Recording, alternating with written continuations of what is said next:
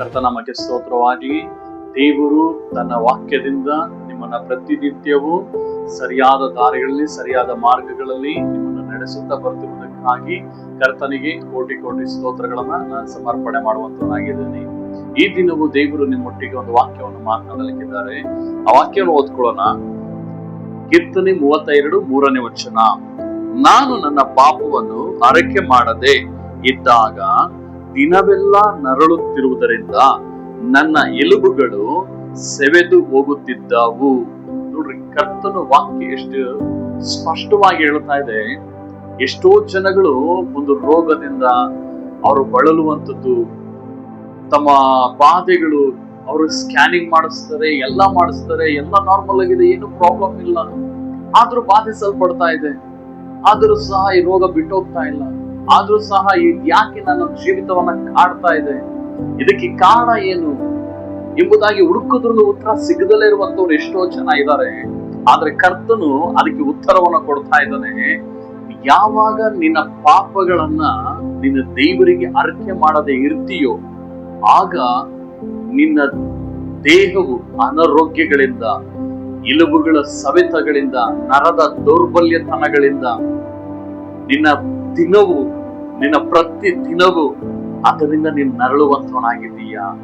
ನೋಡ್ರಿ, ಈ ವಾಕ್ಯ ಎಷ್ಟು ಸುಂದರವಾಗಿ ಹೇಳ್ತಾ ಇದೆ.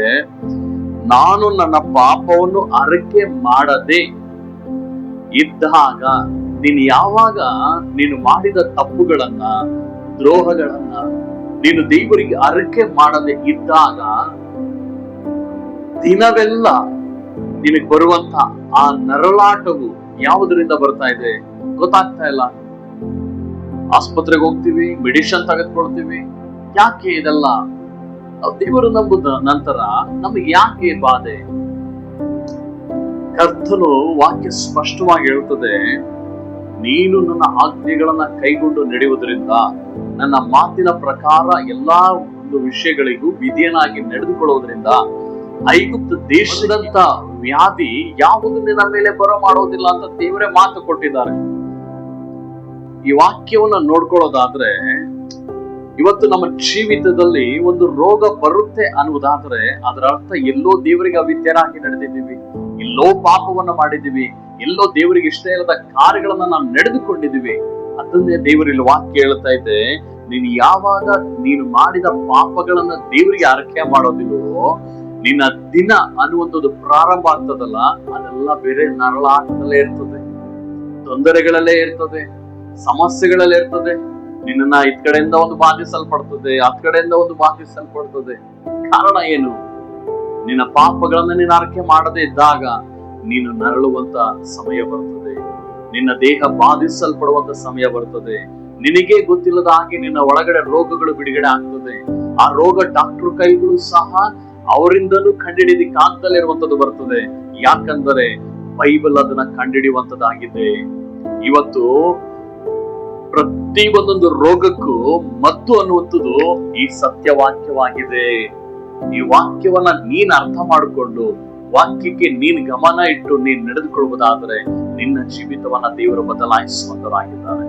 ಇಂದು ನೀನು ಕಣ್ಣುಗಳನ್ನು ಮುಚ್ಚಿ ಒಪ್ಪಿಸಿಕೊಡುವುದಾದರೆ, ಈ ಪಾಪಗಳನ್ನ ನಾನು ಅರಿಕೆ ಮಾಡದೆ ಬಿಟ್ಟಿದ್ದೇನೆ ದೇವರೇ, ಎಷ್ಟೋ ಸುಳ್ಳುಗಳು, ಎಷ್ಟೋ ಮೋಸ, ಕಪಟತನ ಎಲ್ಲವನ್ನೂ ಮಾಡಿಬಿಟ್ಟಿದ್ದೇನೆ, ನನ್ನ ಕ್ಷಮಿಸು ಎಂಬುದಾಗಿ ನೀವು ಕೇಳಿಕೊಡುವುದಾದರೆ, ಇಂದು ದೇವರು ನಿಮ್ಮ ಜೀವಿತದಲ್ಲಿ ಇದುವರೆಗೂ ಬಾಧಿಸುವಂತ ಎಲ್ಲಾ ವ್ಯಾಧಿಗಳನ್ನ ದೇವರು ತೆಗೆದುಕೊಳ್ಳುವಂತವರಾಗಿದ್ದಾರೆ. ಕಡೆಗಳ ಮುಂಚೆ ಪ್ರಾರ್ಥನೆ ಮಾಡೋಣ.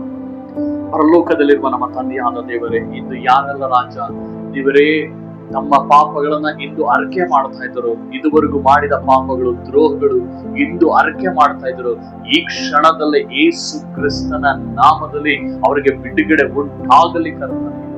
ಈ ಕ್ಷಣದಲ್ಲಿ ಅವರಿಗೆ ಸ್ವಸ್ಥತೆಗಳು ಉಂಟಾಗಲಿ. ಈ ಕ್ಷಣದಲ್ಲಿ ಅವರ ವಿರುದ್ಧ ವ್ಯಾಧಿ ನೀಗಿ ಹೋಗಲಿ ಯೇಸುವಿನ ನಾಮದಲ್ಲಿ. ಅವರ ಪಾಪಗಳೆಲ್ಲವೂ ರಾಜ್ಯ ದೇವರೇ ಈಗಲೇ ಕ್ಷಮಿಸಲ್ಪಡಲಿ. ಅವರಿಂದು ಅರ್ಕೆ ಮಾಡುವ ಎಲ್ಲಾ ಪಾಪಗಳು ಕ್ಷಮಿಸಲ್ಪಡಲಿ. ಆ ಪಾಪದ ನಿಮಿತ್ತವಾಗಿ ಬಂದಂತ ರೋಗಗಳು, ವ್ಯಾಧಿಗಳು, ಶಾಪಗಳು, ದೇವರ ಎಲ್ಲಾ ಬಂಧನಗಳು ಅದು ಈ ಕ್ಷಣದಲ್ಲಿ ಅದು ಮುರಿದು ಹೋಗಲಿ ರಾಜ. ನೀನು ಬಿಡುಗಡೆ ಮಾಡಿದ್ದಕ್ಕಾಗಿ ಸ್ತೋತ್ರ, ಆರೋಗ್ಯವನ್ನ ಕೊಟ್ಟಿದ್ದಕ್ಕಾಗಿ ಸ್ತೋತ್ರ, ಎಲ್ಲಾ ವೇದನೆಗಳನ್ನ ತೆಗೆದಾಕಿದ್ದಕ್ಕಾಗಿ ಸ್ತೋತ್ರ. ಯೇಸುವಿನ ನಾಮದಲ್ಲಿ ಪ್ರಾರ್ಥಿಸುತ್ತೇನೆ.